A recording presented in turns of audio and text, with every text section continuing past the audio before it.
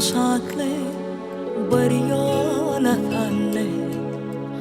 Gel dostlarımı gitti kimi dağanlı.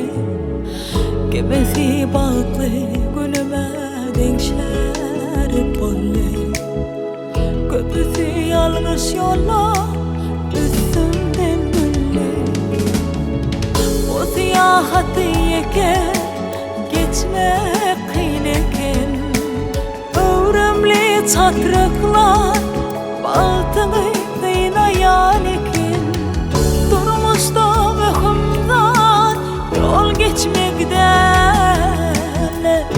Yüküm çekişip yollaşa dost gelmek eken.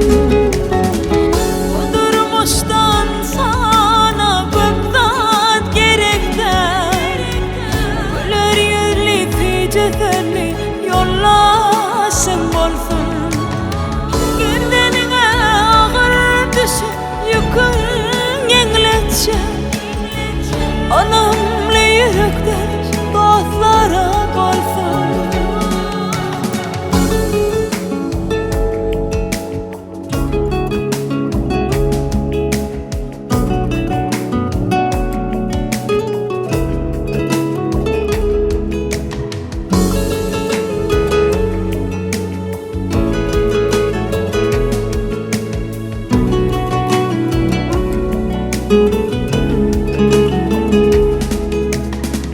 Yüküm ağır deyip hayır gözlep gezmedim.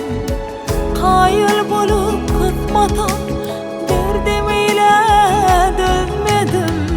Yarancaklı gidip yoldaşları ezmedim. Övseler tarifla men ağladım. Durmuştan sana bıktat gerekten.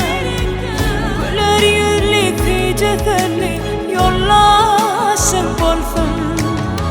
Kendine ağır düşüp yükün yeniletçe. Anamlı yürekler dostlara bolsun.